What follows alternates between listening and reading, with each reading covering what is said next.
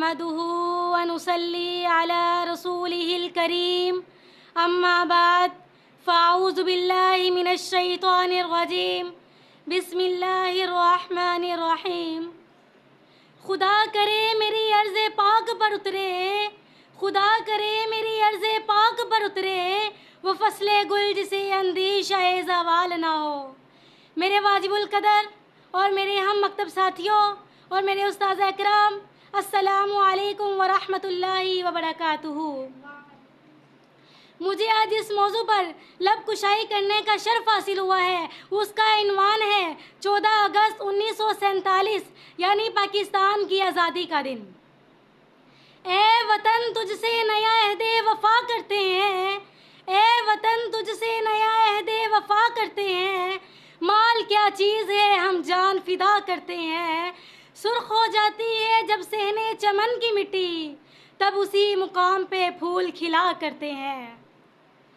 सामियात मोहतरम, तहरीक के आईने में झांकने से हमें मालूम होता है कि इसका एक असूल है, जब तक हम कोई बड़ी कुर्बानी नहीं देते तब तक हम अपने अजीम मकसद को हासिल नहीं कर सकते। हर दौर में मुख्तलिफ कौमों ने अपनी जान और माल की कुर्बानी दी, तब उनका मकसद पाया तकमील को पहुंचा। सामियात मोहतरम, लफ्ज़ कुर्बानी कहने को तो आसान है मगर करने को बहुत मुश्किल तरीन अमल है। मेरा ईमान है कि अगर हज़रत इब्राहीम अलैहिस्सलाम अपने प्यारे बेटे हज़रत इस्माईल अलैहिस्सलाम की कुर्बानी ना देते तो दीन-ए इब्राहीमी क़यामत तक ना फैलता, और जिस तरह हज़रत ईसा अलैहिस्सलाम मसलूब ना होते तो मसलूब ना होते तो अमन और रसूल का जज्बा अपने अवाइल में ही दम तोड़ देता, और जिस तरह हज़रत इमाम हुसैन रज़ी अल्लाह ताला अन्हो अपने प्यारे बच्चों के साथ मैदान करबला में कोई बड़ी कुर्बानी ना देते तो नबी करीम सल्लम का दीन मुहम्मदी क़यामत तक परवान ना चढ़ता। बिल्कुल इसी तरह अगर लाखों मुसलमान मर्द और औरतें 1947 में अपने जान और माल की परवाह किए बगैर एक अजीम कुर्बानी ना देते तो शायद इस मादरे मिल्लत का वजूद बस एक ख्वाब बनकर ही रह जाता।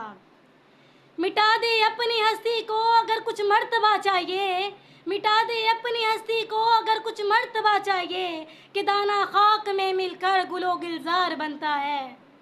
सामियात मोहतरम, कायदे आज़म मोहम्मद अली जिन्ना की बेखौफ, बेबाक और दानिशमंदाना क़यादत में बरसग़ीर पाक हिंद के तमाम मुसलमान एक झंडे तले जमा हो गए और इमारत पाकिस्तान की तामीर में उन्होंने ईंटों की जगह अपनी हड्डियाँ और खून की जगह और पानी की जगह अपना खून बहाकर एक फ़क़ीदुल मसाल हिस्सा डाला।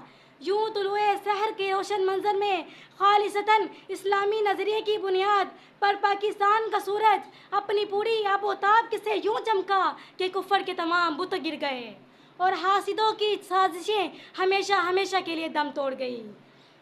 कब्रों में नहीं हमको किताबों में उतारो, कब्रों में नहीं हमको किताबों में उतारो, हम लोग मोहब्बत की कहानी में मरे हैं। सामियात मोहतरम, 14 अगस्त का दिन सिर्फ खुशी और जश्न मनाने का दिन नहीं है, बल्कि ये हमें सबक देता है कि आज़ादी सबसे बड़ी नेमत है। दूसरा ये कि किसी चीज़ को हासिल कर लेना कमाल नहीं होता, बल्कि उसको तरक्की के हसूलों पर, उसके ज़ीनों पर रवां करना कमाल होता है। ये दिन हमें पैगाम देता है कि हम जदीद दौर के तकाज़ों को सामने रखते हुए और गैरत के असूलों की पासदारी करते हुए अपने वतन पाकिस्तान की तरक्की में बढ़ चढ़ कर हिस्सा लें। सिंधी, बलोची, पठान, पंजाबी और कश्मीरी के अलग अलग ममालिक में बढ़ने की बजाय एक पाकिस्तानी होने पर फ़ख्र महसूस करें। इस तरह मुख्तलिफ फ़िरक़ों और मसालिक में तकसीम होने की बजाय एक मुसलमान कौम बनकर तौहीद के परचम को सरबुलंद करें। फ़िरक़ाबंदी है कहीं और कहीं जाते हैं, फ़िरक़ाबंदी है कहीं और कहीं जाते हैं, क्या ज़माने में पनपने की यही बातें हैं। आपको हर शोबे में आपको हर कोई जिस शोबे से भी तल्लुक़ रखता है अपने आप को ईमानदारी और वफ़ादारी के जज्बे के तहत अपने वतन की तामीर के लिए वक़फ़ कर दें।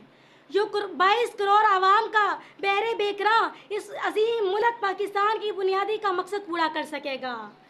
सामियात मोहतरम, आखिर में मैं इत्तेहाद, ईमान और तंजीम के अजीम मकसद के अल्फाज के साथ अपनी बात को ख़त्म करना चाहूँगी।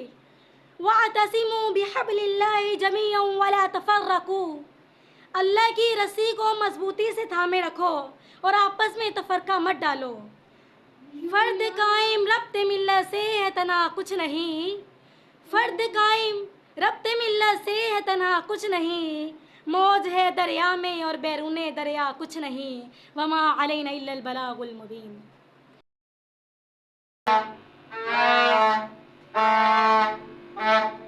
प्यारे बच्चों, बुरी बात, आपकी इन हरकतों की वजह से कितने लोगों को तकलीफ हो रही है, जैसे कि इन ज़रीफ़ा और इन जैसे कई बुजुर्गों और बीमारों को, और आपकी वजह से तो कई लोग सो भी नहीं पा रहे हैं। आपको मालूम होगा कि हमारे प्यारे नबी हज़रत मोहम्मद सल्लल्लाहु अलैहि वसल्लम ने हमें मना किया है कि हम लोगों को तकलीफ ना दें, और हमारे प्यारे नबी हज़रत मोहम्मद सल्लल्लाहु अलैहि वसल्लम ने फरमाया कि वो कामिल मोमिन नहीं जिसकी हाथ और ज़बान से दूसरा मोमिन महफूज ना हो। ठीक है बाजी जी, आज आज़ादी का दिन है, अल्लाह ताला ने हमें आज़ादी, आज आज़ादी का दिन है, अल्लाह ताला ने हमें आज़ादी दी है। क्या हम इससे बाजों और साज जैसी चीज़ों से ना मनाएं? आखिरकार हमें अपना ज़ाती वतन मिला है। मेरी बहन, हमें अपना ज़ाती वतन मिला है। अल्लाह ताला ने हमें आज़ादी इसलिए नहीं दी कि हम लोगों को तकलीफ दें, बल्कि अल्लाह ताला ने हमें आज़ादी इसलिए दी है कि हम अपनी इबादत कर सकें, हिंदू और मुश्रिकीन से अलहदा रहकर। अगर हम जश्न आज़ादी साज और बाजों से मनाएंगे तो हम में और हिंदुओं में कोई फ़र्क नहीं रहेगा। जी, क्या हम बाजों और साज जैसी चीज़ों से जश्न आज़ादी को ना मनाएं, तो फिर हम लोगों को कैसे बताएं कि हमें अपने वतन से मोहब्बत दिलो जान से ज़्यादा है? ठीक कहा, हमें अपने वतन से मोहब्बत दिलो जान से ज़्यादा है, लेकिन मोहब्बत का इजहार साज और बाजों से नहीं दिखाई जाती। अगर आपको मोहब्बत का इजहार करना है तो नफल और खुदा का शुक्र अदा करो, उसने हमें आज़ादी दी है, और इसकी सलामती की दुआ मांग कर, पौधों को लगा कर और अपने आस पास की गलियों को साफ रख कर तो मोहब्बत का इजहार किया जा सकता है। ठीक कहा बाजी जी, लेकिन बाजों से क्यों नहीं? साज और बाजों की आवाज़ बिल्कुल पसंद नहीं है, और हमारे आस पास के रहने वाले लोगों को इनसे तकलीफ होती है। इस मरतबा में जश्न आज़ादी को, ठीक है बाजी जी, आज आपने मुझे ज़िंदगी का बहुत बड़ा सबक दिया है। इस मरतबा मैं भी जश्न आज़ादी को बाजों और साज जैसी चीज़ों से नहीं मनाऊंगी, बल्कि जिस तरह आपने कहा इस तरह मनाऊंगी।